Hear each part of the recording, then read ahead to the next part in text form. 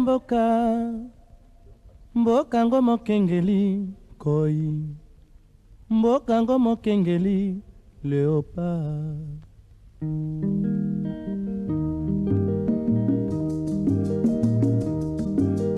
Mikolo tosekelaki na mosolo ya mboka Kongo ekoki tofungwani misolelo tomoni bozoba nyonso tosali po ya kobongisa Kongo aveni ebongi tosala moto nyonso ata mwana.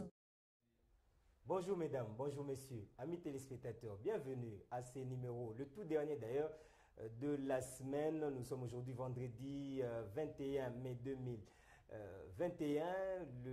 Nous sommes là pour vous présenter, comme d'habitude, comme chaque matin, cette émission Congo Yassika officielle, qui est donc un rendez-vous hyper sacré de tout le Congolais. Chaque matin, nous parlons de la politique en République démocratique du Congo. Nous parlons de la vision du président de la République. Nous faisons en tout cas de notre mieux pour que vous puissiez comprendre ce que c'est la vision du président de la République, Félix Antoine Tshisekedi Tshilombo. Comme d'habitude, nous commençons cette émission déjà à être reconnaissant envers, n'est-ce pas, la communauté qui vit aux États-Unis. C'est pourquoi nous commençons déjà par saluer cette grande communauté qui vit aux États-Unis, nos amis qui sont là, en tout cas qui sont en train de nous encourager, et pourquoi pas encourager la vision du président de la République. Merci pour tous vos appels. Je pense là à Aimé Katumba, je pense à Guilain KMB, je pense à Kabea plutôt, je pense là à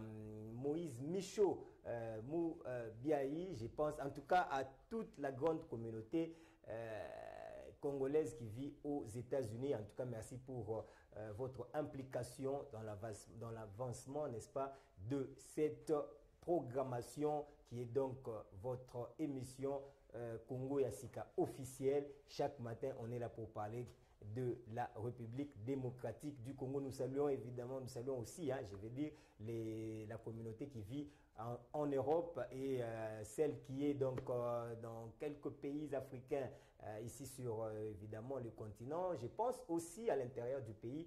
Tobo Sanibinoté, nous sommes des cœurs avec vous, et ceux qui sont d'ailleurs en train de nous suivre en direct, vous êtes là, vous êtes scotchés, vous avez peut-être laissé certaines de vos occupations pour suivre cette émission qui est un rendez-vous hyper sacré de chaque matin. C'est un rendez-vous qui vous permet d'entrer en contact évidemment avec le monde politique, et comme vous le savez, le numéro qui est affiché au bas de votre petit écran vous permet de faire cet exercice. Contactez-nous, nous sommes là en permanence pour justement recevoir tous vos appels, et pourquoi pas en tout cas vos suggestions pour l'amélioration tant soit peu de cette émission, et aussi pour contribuer à l'édifice du développement que le président de la République, Félix Antoine Tshisekedi Tshilombo, est en train de bâtir. Là, merci aussi à ceux qui nous suivent par notre chaîne YouTube. Je salue les amis qui m'ont fait d'ailleurs les câlins. Ce sont des amis qui vivent au niveau de Kwilu, la province de Kwilu. En tout cas, merci beaucoup, parce que vous étiez très nombreux à me contacter hier pour me dire que vous nous suivez 5 sur 5. Nous saluons les amis de Kwilu qui nous suivent aussi à travers de notre chaîne YouTube, Face Télévision RDC. Vous allez trouver toutes nos prestations et vous pouvez vous mettre à jour par rapport à ce que nous faisons. Merci d'ailleurs pour l'intérêt particulier sur cette émission, sur l'avancement de notre pays. Alors, après, si vous, en dehors de notre chaîne YouTube, vous pouvez aussi nous suivre sur notre page Facebook Congo Yassika officielle. Là, il suffit pour vous seulement de liker. Vous aurez déjà l'autorisation, c'est automatique, de mettre un point de vue, pourquoi pas de suivre aussi nos différentes publications. Mesdames, messieurs, vous avez fait le bon choix de nous suivre. Je vous dis toujours que chaque vendredi, nous parlons de l'Union africaine, comme d'habitude. D'ailleurs, vous le savez, nous parlons toujours chaque vendredi de l'Union africaine. On va rester dans cette logique, mais nous allons continuer avec notre campagne que nous avons commencée, Bendele Ekweyate, une campagne initiée par le ministère de la Communication et des Médias. Nous saluons cette intelligence de Patrick Mouyaya, Excellence Patrick Mouyaya, pour tout ce qu'il est en train de faire pour que le Congolais puisse comprendre, n'est-ce pas, la quintessence de ce travail, de ce qui est en train de se faire au niveau de l'Est de la République démocratique du Congo, et que les Congolais puissent se responsabiliser par rapport à ces efforts, les efforts de nos militaires qui sont d'ailleurs au front, qui ont accepté de faire couler leur sang pour que nous puissions avoir cette paix et la paix durable qui va justement, ou qui est la résultante d'un développement durable. Dans cette émission, nous avons un invité. Lui, c'est notre expert. On le reçoit chaque vendredi, bien qu'il y a 2 vendredis, il a séché un peu, mais il est là. Il est là. Lui, c'est donc Shadrack Mafuta, Shadrack Mafuta Palwem, qui est donc le coordonnateur national des CIFPA, République démocratique du Congo. Il y a un grand événement qui se profile à l'horizon. Ça va se tenir déjà la semaine prochaine.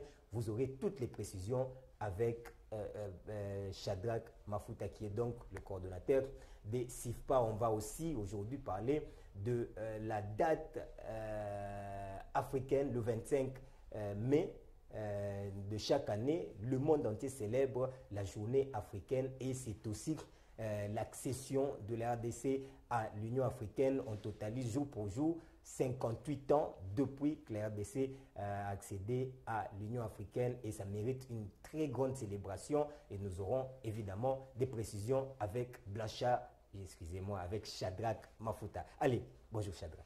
Bonjour, merci beaucoup Ndeko Junior. Nous saluons aussi l'initiative prise par le ministère de la Communication et des Médias. Totombola Bendele, donc Bendele Koyate. Nous aussi nous sommes là pour encourager les soldats congolais au Barobunda pour la pacification est Yambo Cannabis. Nous avons souvent l'habitude de le dire, la pacification du pays est une affaire de tous. Donc Bendele Koyate to telemi, bisope toza banga pinga lelo, tozo défendre le drapeau Yamboka. Et nous sommes là aussi pour parler de l'Union africaine. Tokolobela biso tozo bengango semaine africaine.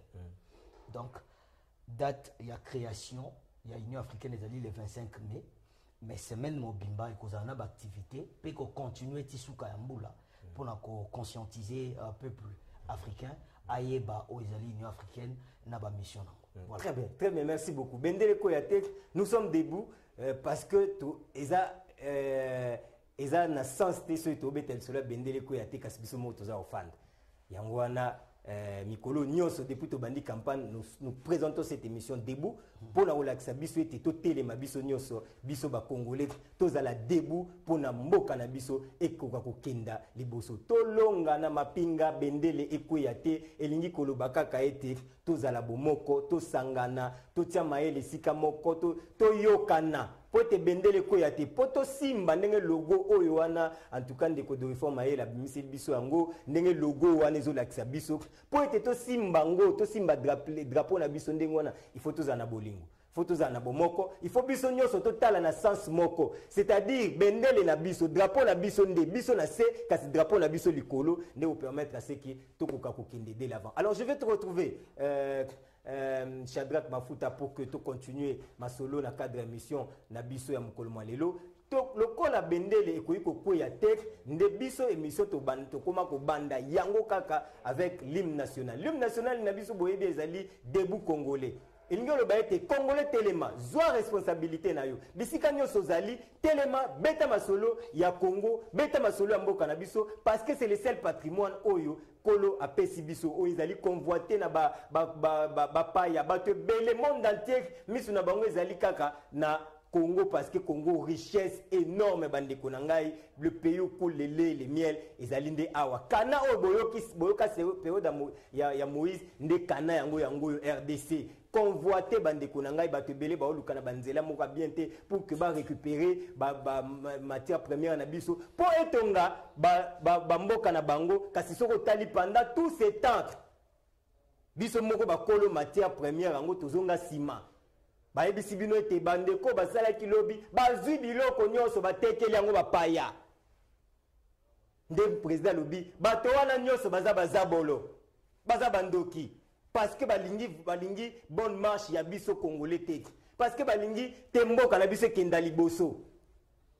Tokota na mozindo tobeta masolo, bien qu'on va parler de l'Union africaine tout au long de l'émission, on va commencer à prendre comme ça bani tropé sabinope explication ndenge to bongisi yango na intervention ya président de la République to kati chaque parti l'intervention ana oyo asalaki bon na Paris ndeko na biso ya Top Congo o tozali ko saluer en tout cas musala kitoko ya ndeko na biso vie na biso Christian Lusakweno en tout cas qui en tout cas tie mayele na ye penza pour que musala oyo ya biso ba journaliste ko kenda liboso le seul journaliste oyo azui exclusivité président de la République kuna na France to saluer pe jusqu'à kusema na conférence de presse oyo landaki oyo sukisaki sommet wana ya Paris jusqu'à kusema simbagi miko pa poser une question et pas ya Emmanuel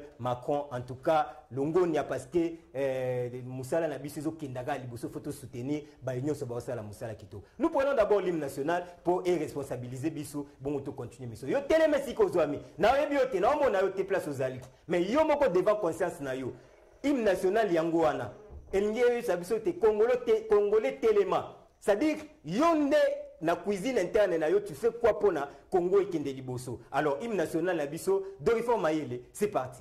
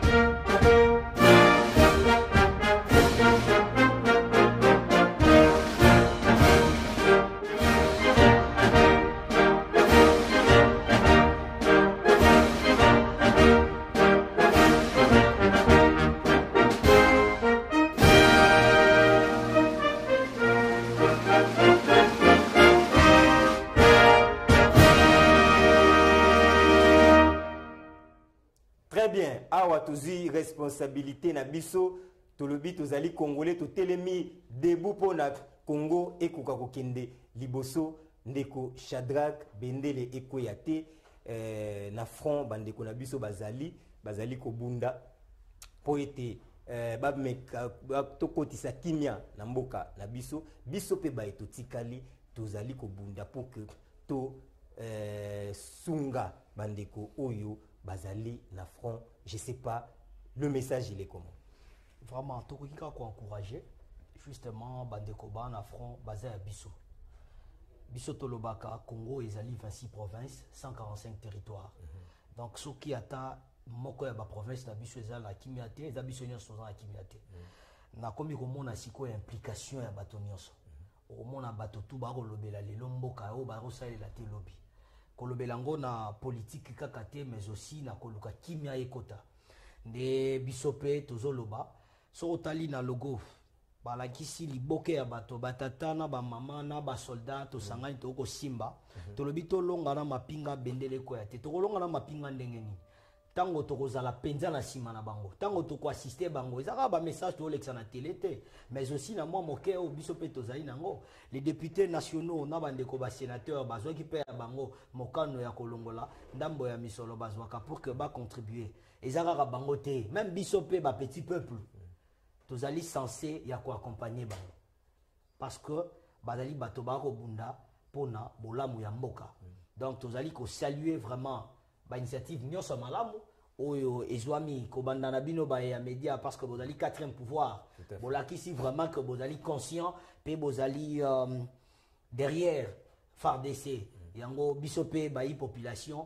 toko soutenir bino tozo kotala makambo nyonso ndenge ko salama to sengi na bato nyonso batelema ndenge hymne lobi debu congolais nde biso totele yango wana vraiment totika no ba traîtrise wana parce que derrière ba guerre na biso ba traître bazara mingi ezaka ba congolais ezelo ko bomba soute to komo lo bango vraiment boye po ele mbisaka bango ba bongo la motema poso ba bongo la motema te ba odana sima bato wana bambano na bango ezali nzambe na likolo biso pe na se ba kolomboka si nous sommes des congolais c'est parce que toza liboso na sol congolais et sol congolais ils ont mérité considération ceux qui te considérant go te défendre yango lokwa to yebi munene nango biso tout telemi biso nyonso tolobi toza na sima ba mampinga moto aya te ko bisa bango voilà parce que bato wana bazanga raté ba ko bisa bango makambo ya mabe okutu balabi na bino boy basali bazongisi bote na malembe nyonso na liboke na lisanga toko tombola bendela mboka toboyi ba nungu totika na makambo wana minito c'est la paix qui nous intéresse voilà c'est la paix qui nous intéresse mesdames messieurs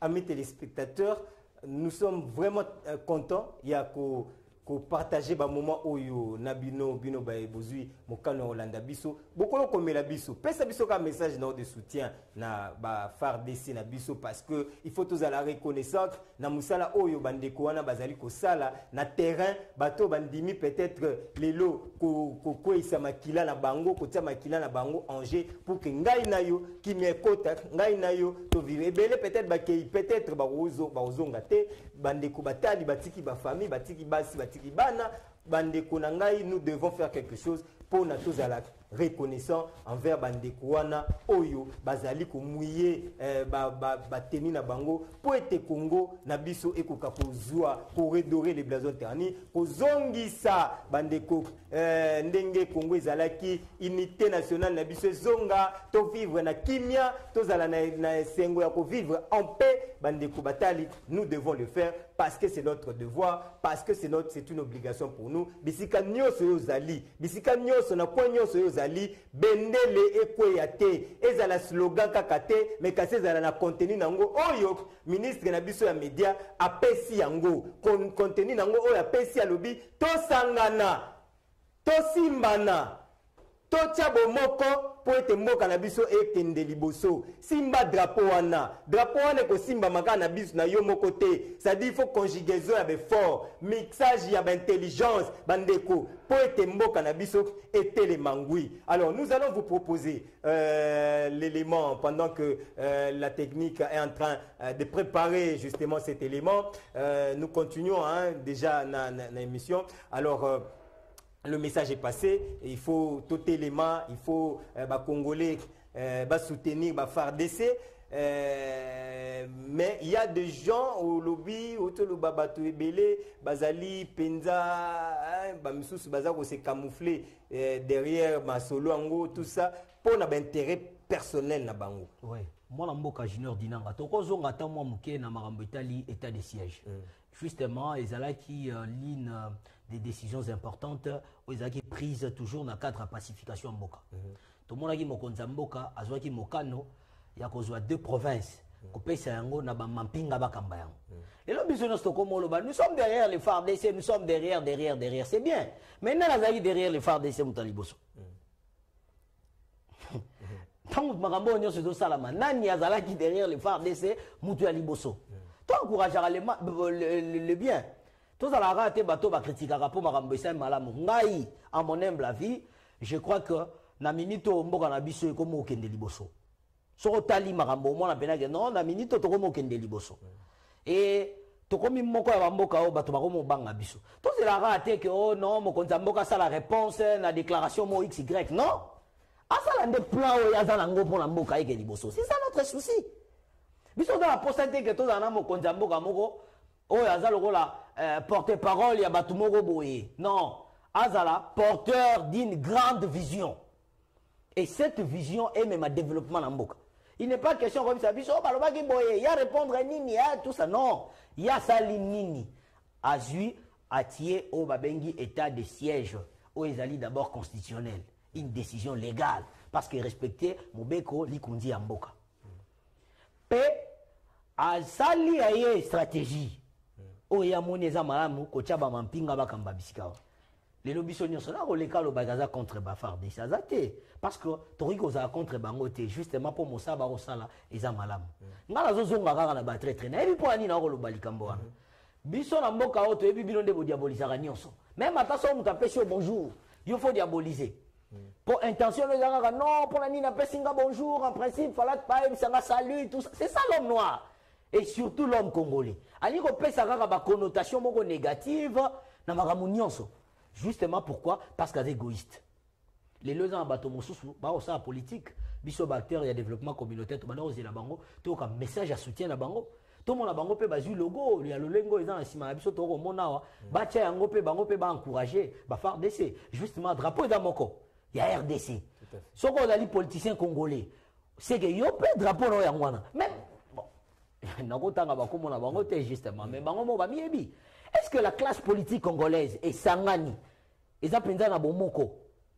Pour na koloba ke lelo kimeza. To bato musu ba kozela échec ya po ba loba moto betanga zaki wana bitumba pesa la esila kite. Mais c'est la honte. Pour na bino so boza bato le lengona. Et biso ba auto le belaka développement intégral de l'Afrique. Tozo loba pour qu'Afrique ait de liboso, il faut tous les pays membres de l'Union africaine bango pe ba kende liboso. C'est comme ça que to le bela émergence en Afrique. Oh, ils attendent ya kolongwa na soni to za na ba tumo ba na richesse belé mais ba il fallait à intervenir, il fallait que loba pourquoi nani Kagame ya ko loba ndenge wana c'est que ba travailler des mèches na Kagame et que Kagame yoka Kagame kande mta diriger Congo.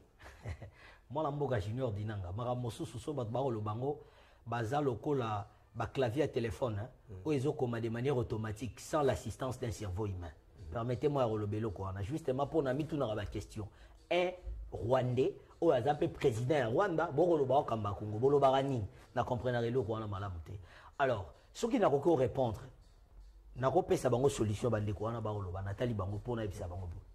Ndeko Kagame azamboka na ezara na Rwanda na Kigali. Bozo caméra, boke ndeko luka Kagame.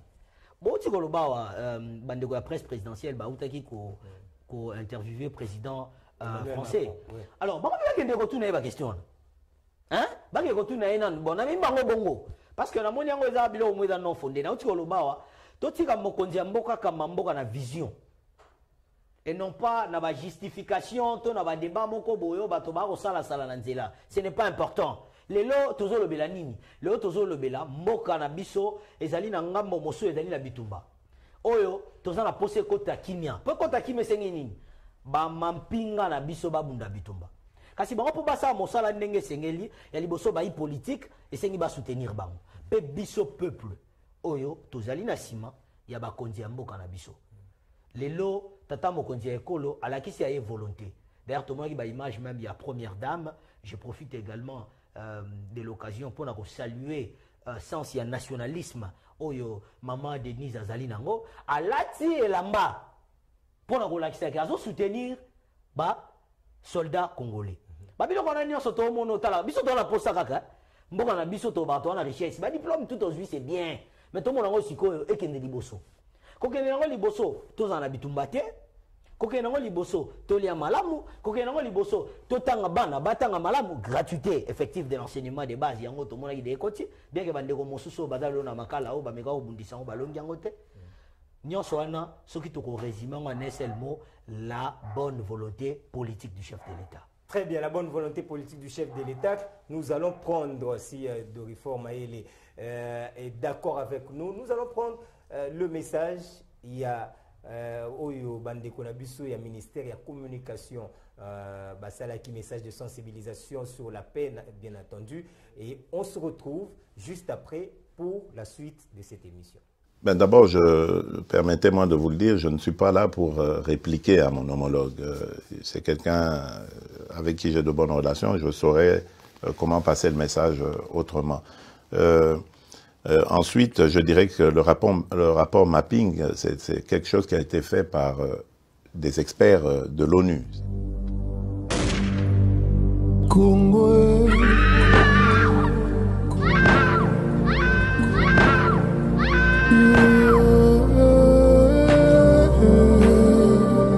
La paix, plus que jamais la paix. Congolaises et Congolais, hajakumbana, wakati inakamilika. Tango ekoki pona kimia au kati ya ekolo mobimba. Pour la paix, levons-nous. Pour la sécurité, mobilisons-nous. Des millions de morts, c'est trop. Plus de 20 ans d'incertitude, c'en est trop. Trop, c'est trop. Hommes, femmes et enfants périllent et périssent encore et encore. Ce matin, une attaque en Ituri a fait 57 Des morts. milliers de kilomètres de rivières ruissellent des larmes et des sangs de nos compatriotes meurtris sur le sol de nos ancêtres, aujourd'hui souillés. Trop c'est trop, il est temps. C'est pourquoi, prenant la mesure de la situation, j'ai décidé de proclamer l'état de siège sur toute l'étendue des provinces de l'Ituri et du Nord Kivu. Tanguzi Fweni, Tiba Jiankupana, wakati inakamilika. Tango et Koki pour la Kimia au Katia et Kolo Mobimba. Tous derrière nos forces armées, gagnons la paix. Et oui, la paix se gagne. La paix à tout prix. Et Lungu na FARDC na police, Banso Lisanga Toteleme. Tolonga na Mapinga.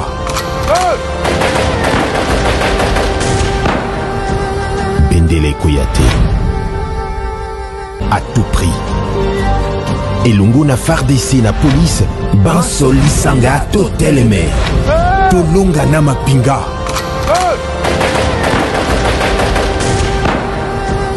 Bendele Koyate.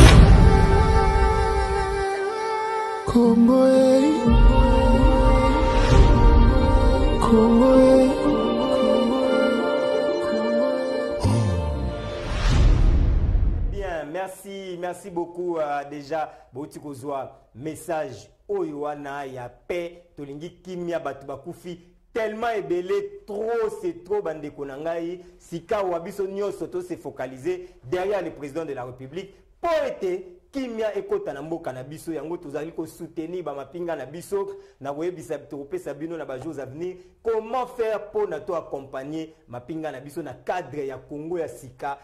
Comment faire pour t'accompagner ma pinga na biso? Déjà, nous sommes en train de travailler là-dessus. Les temps aussi, Lissama Solo, Nyon surtout, Bandeko, Tropé Sabino. Si tout va bien la semaine prochaine, comment faire pour que biso pe na ndenge na biso to accompagner ba FARDC na biso oyo bazali bongo na bitumba kuna na est ya mboka na biso. Alors on va parler de l'Union africaine.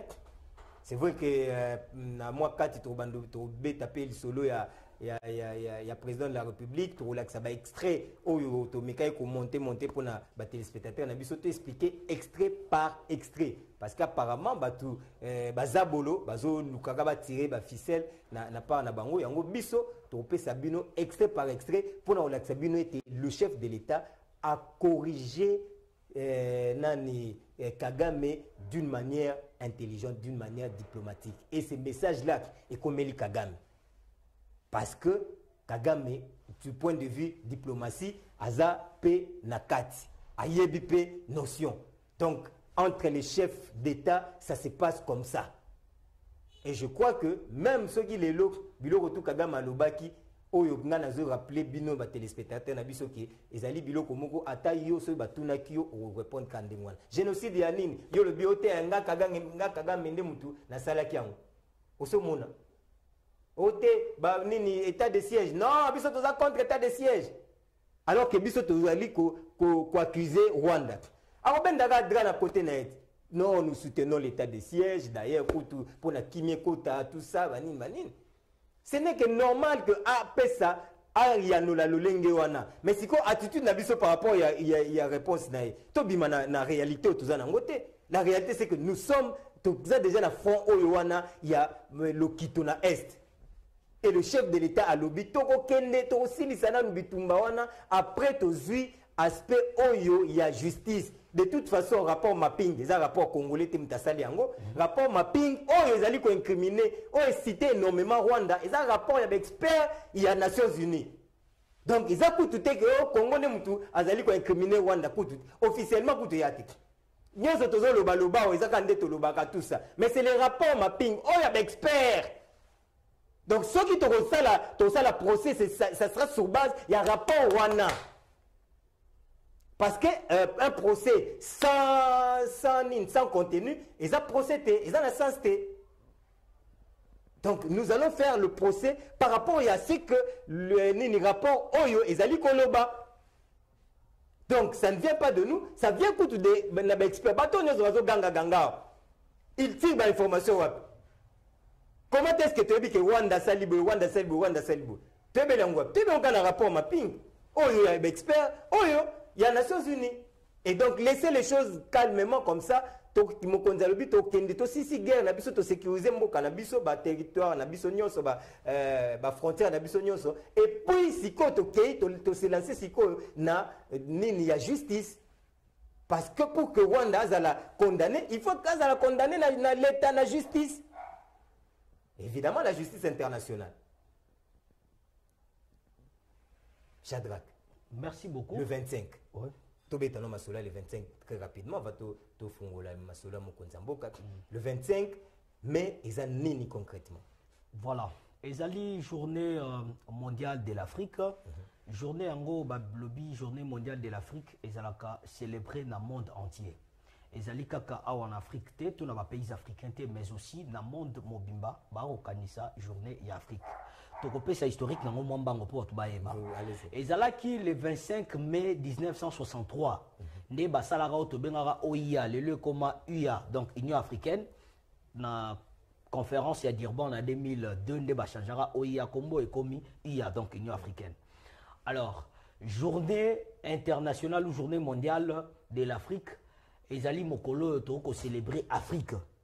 Pona nini Afrique parce que Afrique yango nde biso. Biso to ba africain kaka te meto zande Afrique parce que mabele Afrique nde biso ba yo to zali ba habitant nango ba africain nde pona mokolo yango RDCP zali ko célébrer 58e anniversaire et adhésion nango na Union africaine donc pour dire donc ba sali structure continentale wana biso pe to zalaki déjà na kati kaka na mobu ba salaki yango nde biso pe to ko célébrer oyo ya biso adhésion na Union africaine et biso bandeko ya SIFPA to ali ko remercier d'abord le chef de l'État pour son implication personnelle, justement, pour la réalisation d'un projet prioritaire il y a à Genève 2063 à l'Union africaine. Le lobe toro bundela est et ambo canabiso, mais est et ambo ils allaient partir à Afrique. Donc à bunda loko la président de l'Union africaine, puis loko la président congolais. Il y a un temps bato mosu ba luke a tcha ba message ko diviser ba pays africains ya rosala ngote. A rozongisa pays à gauche na à droite na nzela. Pour ya yebi diplomatie. Pour ya yebi langage oyo eko construire et non eko détruire. O toza lango posa po eko kisama, toza na posa ba ko swana te, mais toza na posa ba décision na ba orientations importantes. O eko mema biso na kimia. Tozo le bela marambo Union africaine, je signale également que biso ba de ko asifa to ali pe na collation des grades et ko za la pekaka na semaine africaine pour biso tozo considérer en journée été tozo en semaine mobimba donc la semaine africaine qui commence le 25 donc le mardi le mardi 25 et puis to kende nango ti week-end justement to copé sa programme le temps pour nous de finaliser na maramonion sotoza nango.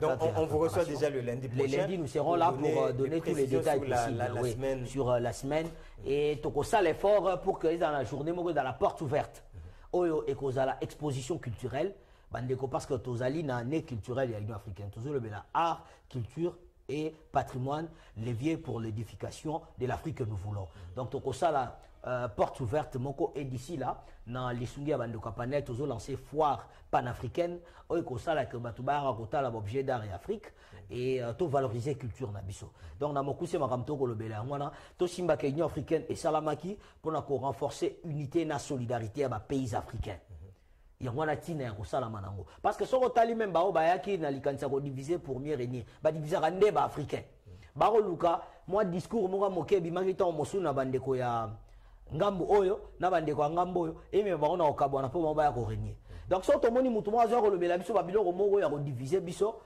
et ko lakisa ke yazali auxiliaire ya bato ba yi ko diviser pour mieux régner to lingi biloko wana te to la unité na solidarité entre les peuples africains comme le président de la République Oyo Azali président en exercice à l'Union africaine, le président Félix Antoine Tshisekedi Tshilombo Alobaki, l'Union africaine au service de peuples africains. Peuples africains, biso to ebisibino semaine prochaine ezali semaine africaine auto ko célébrer 58e anniversaire ya Union africaine. Oyo esengi na yo olingana ndeko na parce que Union africaine o basaki yango po toza na bomoko na bolingo. Na bolingo wana nde to ko tombola mboka na biso pe Afrique ekokende. Mais il y a une grande activité le 25. Oyo bandeko ya panel en tout cas na information tozui bandeko panel bazo organiser une grande activité justement pour commémorer date wana ezali bongo le 25 mai eza date ezo marqué nini bofungwami ya koyokana na Afrika eza célébré na monde entier. Ouais. Biso pe na Congo wa to célébrer yango par le trichement ya bande connexion panel. Nous saluons d'ailleurs le professeur Tumbalwa ba oyo aza penza atie penza maeli na ilo Congo pour que ça est-ce que vous avez eu cet écho, est-ce qu'on peut avoir quelques voilà. Toutefois bande ko panel na expertise au bazali nango pe volonté ya ko accompagner chef de l'état ezala mabongisi ko salama ndenge tolobi et cause à la journée mon côté mais toko salaka activité wana ekoba et ma précision ne se repose mais la biso lundi pour nous permettre na bande ko ba e ba nini za robongisama mais na ko signaler la bateau activité à sifa et cause à la porte ouverte et ni ko lakisa moto nyonso to ko invitation to ko tikawa ba kotia yango moto nyonso amona activité à sifa cause à la wapi pe e bengisi moto nyonso aya naye pour to célébrer Afrique ndeto ko bisa pe na ba partenaire nyonso au balingaka Afrique parce que cause à l'africain c'est bien mais cause à la panafricaniste c'est mieux panafricaniste est allié au azana considération pas d'alina esprit il y a qu'à contribuer au développement d'Afrique les gens bateau monso aneka africain il est là pour dire voilà il y a critiquer kaka benga ba président le roi baninga na il y a dans ka bongo mais panafricaniste ala moto ko battre la valeurs africaines a moto azo ba sens il y a engagement naie pour na mais l'impact quel est l'impact il y a journée wana na biso peuple africain to ba biso ba congolais impact ya journée wana ezo na ndenge ya organisation to ba particulièrement SIFPA quel est l'impact ya journée wana na biso journée africaine ya liboso ezali journée ya sensibilisation to dali ko sensibiliser africain ko ebisa eboy ozali na continent où eza riche mais balobaka na yo ozali pauvre otangi kelasi osali nyonso ko sala na koke emosi quand même osambeli na nzambe mozu le côté pona nini parce que mi ebité pona nini mi ebité poso ko mi ebaka ko bundisa ndeko na africain te poso ko mi ebaki ko coopérer na ba payate pour que biloko na yo ozo yango te kango na manière illégale baninga na yo bandeko batika na pasi toko lobela makambo etali corruption banani ba corrompara bango ezali biso moko nde po ba détruire biso nde tolobi journée africaine et cause à la opportunité pour na yo ozala yo donc moto ami ebi ezala ba date d'anniversaire nde to fetaka yango déjà so botama mais pourquoi zo fetango zo so même bagato oko bengi sabato parce que ba keza na mokolo moko yo bandaki ko botama nde biso pe tolobi le 25 mai ezali mokolo biso to bandaki ko yokana donc to uti na biso na ba colonisation ba kabonyoso to zaki nango na esclavagisme. Mais nous nous sommes rendus compte que ce qui est sangani to kosa eloko mo malamu banani bazoki makanisi wana batata na biso ba basala ki politique ya conscience ya ba intérêts égoïstes te le roi bande ko musu ba ko sala lelo ba balobaki oh non nazala nga na Congo nazali nga na Ghana nazali ngai na Congo Brazzaville mais nazali moto mwindo ba frontière ba tcheli biso yo ba réglementation mosusu mike ba impérialiste ba imposer biso toro ki mango mais pas to ki mango il faut to sala bloc wana nde yango wana le 25 biso to koya siko ko honorer mémoire na bango biso bande ko asipa susi na biso ezali bisika nde ko Lumumba lali azana na sengo ya ko lobake ba batikala ki na sima ba comprendre ki makambo biso to kanisaka atako to koka ko sala yango te poto komisa yango tina suka bisika le colonel Mohamed Kadhafi alali alobake voilà ba africain bazo comprendre Maramonini Barosala. Bisotolobi, il est grand temps de nous débarrasser de la honte qui est la nôtre d'être les continents les plus pauvres. Et ils allaient combattre à chaque jour. Donc, ce qui tourne un impact nango ezali to linga to la kisana batu. To miye bato la ta charge na biso. Donc tu as une charge na biso comme même na niveau mokonzi a obanga bato. Pour nani na bina bakonzi.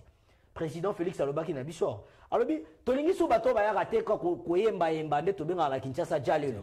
Mais bato ya conscience o baro ma contribution na bango pour le développement. O bazo lobela makambo etali mboka na bango. Donc semaine africaine, ezali semaine où ils ont pesa motomoine de conscience. Na ko saluer pe les sous initiative au ba propriétaire terrien Bazu Elongo na son éminence papa Samuel Massambouti pour la purification à sol congolais. Bango balobi tango toko kende liboso na makanisi malamu toye ko la paix ko bongisa mabele na biso. Certaines pratiques le loto ko salela en Afrique elongo banité. Qui monte mamabe égoïsme même l'homosexualité ta bilo na biso te do be bisa mabele. Bon on a makamsu boko lukena ba solution politique. Tant mon soubo justement pour exemple peu spirituel. Si comme biso to samedi si nyonso na tolobi semaine africaine. Biso makambo wana nyonso tozo ko lokota yango pe to bando ko lobela kaka ba défi au Afrique aza confronté nango. Ba défi majeur. Très bien, semaine africaine, je crois que Tumbaloa Baki est le coordonnateur, il y a panel à Kokapé ça la plan média moko pour que la semaine africaine est à la peine du vécu à Nambo Cannabiso parce que jusque là apparemment donc la peine nous comment faire un plan média pour nous permettre à ce que semaine yango africaine est à la peine semaine africaine pour biso na Congo et à la peut-être parmi rare de cas oyo to célébrer date wana pour battre belé ba barangote moni muta Hollande pe bo ayebi n'écouter que les 25 et la journée africaine et que Congo et kotaki na Union africaine na organisation il y a union il y a unité africaine OUA à l'époque donc Congo kotaki ça fait le lot donc le 25 toko ça 58 ans ils ont mérité tous ils allaient célébrer avec faste, surtout que le président en exercice, il y a Union africaine, Isali Bongo, président, il y a République démocratique du Congo, d'où intérêt la biso congolais, de célébrer Datuana, makasi, bande de quoi panel, basa la PEC, plan média moko ya malunga, o esengaki, accompagnement, il y a communication, ezala effectif pour que ekoka kobeta penza fetouane za la totale na Congo na biso mobimba. On va prendre l'extrait. Il y a président de la République compte tenu à temps to nyonso mbalamoko hein tela biso nyonso mbalamoko ndeko de réforme ayele pesa biso ba extrait wana tela biso nyonso mbalamoko et puis tozonga pour que to pesa moi commentaire par rapport ya message ya chef de l'État pour tozongelango parce que les gens doivent comprendre nini mokonzi mboka alungi azali kosala. Mboka azali président de la République, azali militant tek, oyoke Kagame alobi boye, ya telemi alobi oh biso, tolobi boye, biso eza boye te. C'est un président de la République et au-delà de ça, il est président en exercice de l'Union africaine. Il ne peut pas réagir na meloko moko ndeko alobi to boye boye. Kasi ndeko wana Kagame ayamba maki pa ya président en exercice de l'Union africaine nde mokolo wana na Paris. Président de la République, président en exercice de l'Union africaine, a accordé qui audience, il a Mundeko Kagame, pona tinaete, basolo là, parce que l'Afrique c'est un tout. Alors le chef de l'État voulait entendre Nini, Oyo, Bandeko, Wanape, Bazaliko, Kanisa. Cela ne veut pas dire que ceux qui, président de la République, a Yambi Kagame, et que a PCS n'est pas Kagame, et qu'on a commis qu'on travaille à Kagame. Banan Bayel Biso Kagame. Quand bateau a le bano, non, tu sais qu'elle dit, Gazos travaille oh. Mais bateau là, quand Bayel Biso Kagame, awa. Bateau là, quand Bazala, fort, il y a Kagame. Tant qu'elle n'est pas été zongue pas, Bandeko, Musée à Koufi. Constitution, la loi 004. Et prévoyait qui, article lié, prévoyait qui, ce Moussa Koufi, Mouta au pouvoir, ils allaient Joseph Kabila. Est-ce qu'il y avait une loi où ils allaient que Moussa Koufi, Joseph Kabila, président de la République? Joseph Kabila comme président de la République n'est. Là, vous ne réfléchissez pas. Voilà, bon, on a été to kende musika, to kota la bozindo. Bandeko.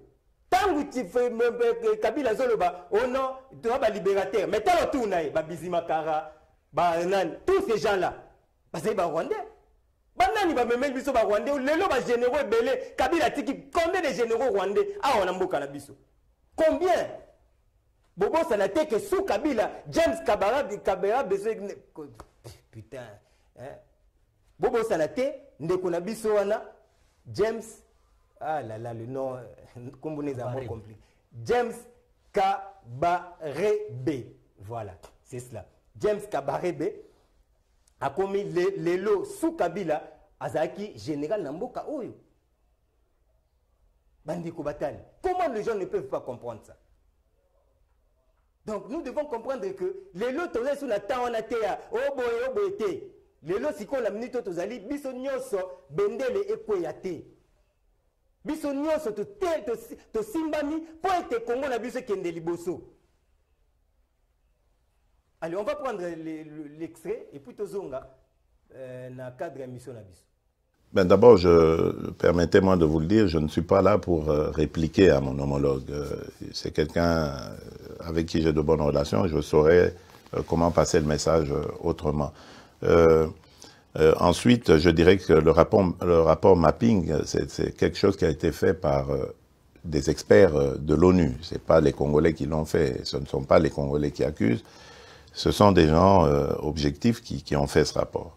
Et ensuite, je dirais aussi que justice doit être faite pour toutes les victimes, toutes qui sont tombées, qui ont été arrachées à la vie au Congo et ailleurs dans la région. Mais pour les peuples voisins aussi, que nos pays se tournent vers leur développement plutôt que de se faire inutilement la guerre. Demain, lorsque cette paix sera une réalité, nous allons ouvrir ces pages aussi sombres avec la justice congolaise et voir dans quelle mesure nous pourrons régler les méfaits du passé par une justice transitionnelle ou par une justice pénale, enfin, peu importe. L'essentiel est de sortir de ce cycle infernal et d'aller sur le développement et les bonnes relations entre nos pays. Et donc, pour moi, ce serait plutôt une attitude positive que le président Kagame aurait de collaborer à cela. Parce qu'à ce stade, il n'y a pas encore de condamnation. Donc, il faut se mettre au service de la justice. Et si ces gens qu'il défend sont innocents, la justice les innocentera. Quant à nous, à moi particulièrement, je tiens à ce que la paix et la sécurité reviennent dans mon pays, parce que je veux tourner cette page sombre de l'histoire de l'Afrique, qui est une honte de vivre en se regardant en chien de faïence avec ses voisins. Je veux la paix pour mon peuple, mais pour les peuples voisins aussi, que nos... Très bien, merci beaucoup pour cet élément. Je crois que vous avez une précision. Donc, intervenant au Banduzongela Yango pour permettre à ce que tu vas comprendre le message du président de la République. Mokonzamboka a tiré bar tellement likolo que ngana loba toujours ba calcul ya Tshisekedi des arabes métaphysiques. Moni yango ça là ba tout trouble parce que les gens ne comprennent toujours pas. Ah pourquoi? Ah boy. Aloba yi makambu ya nini majorité il faut basculer. Majorité bascula. Majorité basculaire, on moni ndeko kalomba zoloba na intervention na yemo na ndena na top Congo lobi kaka koseka wana o batu ba qualifier koseka neti koseka didio o batu ba loba o koseka di ya idio o boy kaka koseka wana e deboulona Kabila na armée na yemo bimba bandeko na armée mobimba ba mabunda bakweya banani bakweya ba ata licence ebetate kaka koseka wana. Mais Kabila Zaki a bien cité à Oya Bayambani. Donc les gens doivent se méfier. Tangu Mokonzambo Kalobi, c'est pas si Oyo Ayoki Binok Naebi Nandimite ce bisoto Yoki en Kolikaï. Na iloko Oyo Kagame Alobi. Mais maintenant, pour nous réagir, il faut trouver des mots. Parce que, Azana, le président de l'Union africaine, Oyo, il faut défendre notre continent et que le Rwanda fait partie du continent. Alors, il y a un message de division, message de NT. Parce que très très mal coté. Et le Rwanda, pour la Kagame, c'était aussi un piège. Tant que Tshisekedi va réagir négativement, il y a un terme, Obino Bolingas, Aloba, Alimbala, moi, essuyé, ni naïna. Tu n'as pas lelo. Donc le chef de l'État, en tant que président de l'Union africaine, logique ya Union africaine les alliés te ba peuple nyonso ba sala ni baza bomoko. Mako ya na message ya kabolate bien que toyebi que Rwanda sali bo ya ko le kate abando bakino Rwanda lokwa ba sali boye ngai na kosala boye nga na kosala lokwa Kagame lobi boye nga na kosala nga na. Non, il faut toujours trouver des mots, il faut toujours un langage diplomatique pour permettre que message et les cas. Ce qu'on l'a dit, président Lobike, nani ba tosi sa makambo ba guerre ici la nan. Déjà répondre de bateau bazolo ba côté azanin parce qu'il y a un décret qui état de siège. Pendant que décrété état de siège, mutaleka te encourageant. Oh Kabila pendant bataille sociale na pouvoir à sala yango te militaire de surcroît mais tu sais que derrière civil a trouvé solution à la guerre. To bandi état de siège va réagir te. To nommé militaire presse internationale le corps la baza la kati ya masolo wana baza ko combattre yango babandi sikoyo ba intimidation na bango basali ba reportage bomona ki boni ndeko na biso RFI wazara na biso wa abeti lelo papier lobi a se corriger. Donc c'est pour dire que tchaki penza manzaka na bango et puis bazo utiliser bandeko na biso misusu ba congolais pour faire passer leur message. Et le chef a cueilli à Souki Wanate, a démontré que oh nyoso ba le bezaki yangote. Tout ça c'était pourquoi une politique qui a découragé. Bon tu vas le dire baroya n'a fait une semaine mais j'ai dit déjà groupe moi et yamba bango na report. Après on a maman na reportage na TV5 na France 24. Oh non déjà tout rendez-vous manqué ba militaire on va gouverneur on fallait ba ya lelo j'ai dit oh ba gouverneur ba na programme ya ba kutana na Mboso na Bahati. Tout ça politique, il y a découragement. Bah, il y a des sous photo moko boyo. Non, Patrick Mouya yakutu, tela yakutu, nenge mo continue azo sala de connivence nanani. Ye yakutu, na président Rwanda Kagame bakangi photo. Oh, photo ya kala. À l'époque, Patrick Mouya ya député. Et ce photo ba 2011 sendeni. Et puis la délégation ba ke Paris, Patrick Mouya ya zati. Azani moi, muto batozani awa na Kinshasa. Donc tout ça, nini, politique, il y a ça, va saboter, va décourager, va informer qu'on a zali kosala. Mais ceux qui sont tombés na biloko wana, parce que oh wana nyoso, ils allaient pour intérêt na biso. Ce que le président est en train de faire, et ça pour l'intérêt na biso. Donc biso sengeli biso nyoso, to c'est l'idée derrière le président de la République, derrière vision wana, pour permettre à ce que toko kakoresi mokonzi à lobby à saluer les sous Musala Malam Oyo, docteur Mukwege Gazali Kosala, bien que Kagame alingia tia yango na se, parce que Kagame tia yango na se, et ça par rapport à pression Mukwege Gazo Sala kuna la partie est, oh ezali ko déranger ye, yango a Monique, on a pris Nobel wana kutu, boy bania dénigrango. Oh ezali ya biso eza fierté na biso. Na rappelé na batu que pendant que Mukwege Gazali qui pris Nobel, Félix Azali président de la République. Mais qu'est-ce que la République avait fait pendant ce temps-là pour la Mukwege et le côté? Donc ce sont des personnes qui Kabila Tshisekedi et ça bango batwana nde mutu ba memela biso Kagame bango nde ba continuer na Kagame ti mukolo mwa lelo. On me fait signe que tu gomna suka. Un message. Moi Mboka Junior Dinanga na pesio félicitations parce que nazali na plateau ndenge mo pena bande konanda ku biso nyonso tolandi ba réflexion na yo. To yimaka munyo so ezalaka. Problème na biso ezali boye. Ezala batu moko basala système na bango. O bazala na poste attention bango ba monani te. Ezala na batu na bango ba continuer ko salela bango musala. Batu wana biso benga bango auxiliaire. C'est-à-dire ils sont là pour défendre l'intérêt à banguna moko boye. Bako le kana média, bako ko le katang mosu na ba politique, bako ki pe ko manipuler biso ba petit peuple. Yango biso to ko lo ba boye.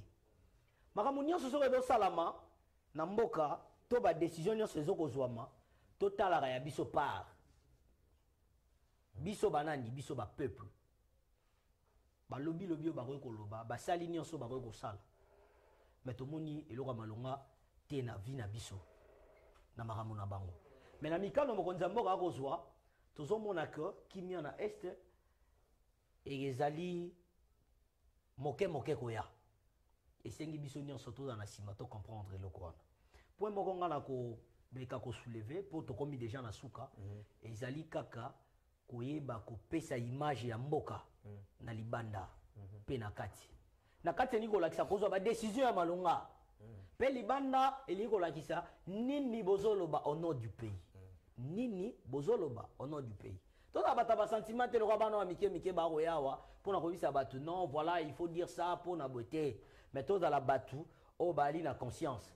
Donc tout saluer encore une fois de plus bandeko ya faire DCP ba combinaison sur mboka pour na ba décision ba reçoit. Très bien joué to longa na mapinga bendele ekoyate eza message na yo oyo foza na yango mikolo na mikolo tikino mboka na biso kimia ekokota bandeko bozali komona kaka en tout cas lelo to travailler sous groupe parce que l'électricité c'est moins complication donc on ne sait pas mettre la climatisation na plateau na biso mais comprenez que c'est comme ça, ce sont des choses qui arrivent na mboka na biso et que mokonzi mboka za ko bunda pour que makambo zonga na nzela bendele ko ya tek ezali message oyo esengeli ozala na yango ofandisa yango vina o mobimba mokolo mwalendi to kozonga poto pesa isusu ba précision par rapport na yango parce que ezali campagne auto sto bandi to saluer d'ailleurs fort il y a ministre d'État ministre ya communication et médias son excellence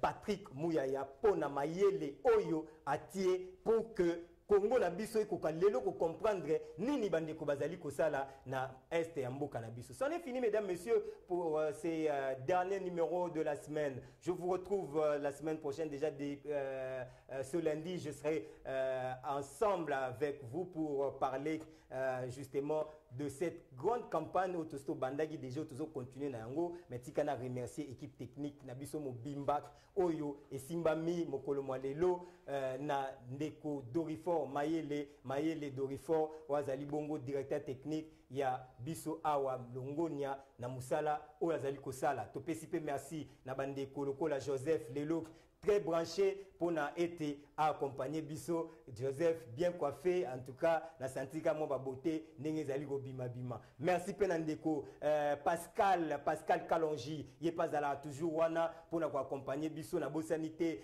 Azer Tembo l'intelligence les techniciens qui parlent français avec beaucoup de sagesse merci Azer Tembo merci lisusu na ndeko oyo to globaka Idriss Denewa de l'international Idriss Kapena Oazali Bongo webmaster na biso c'est au kotaka na compte na chaîne YouTube na biso c'est ce monsieur là moi je l'appelle un diable un noir mais à la peau blanche c'est vraiment un diable une intelligence à outrance où il permettra à biso to koka kotalama na monde entier Mobimba. Merci na équipe dirigeante Nabiso, monsieur Constance, monsieur Gaston, na bosanité la haute hiérarchie Nabiso et Kambam Bongo na Tolobi, totangi maman lokola maman Dene Wade Kadi, to bosani pété la première dame ya Face Télévision maman Nabiso Moko. Merci beaucoup. Merci pour tout ce que vous êtes en train de faire. Allez, ça est fini, on a terminé. Tombola Maboko Likolo, Tosilisi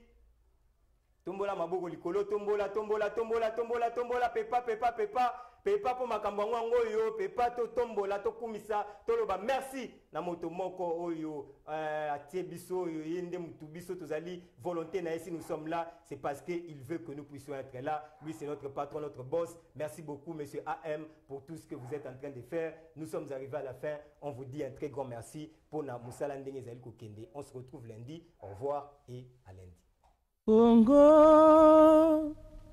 Kongo nde mboka ngo mokengeli koi mboka ngo mokengeli léopard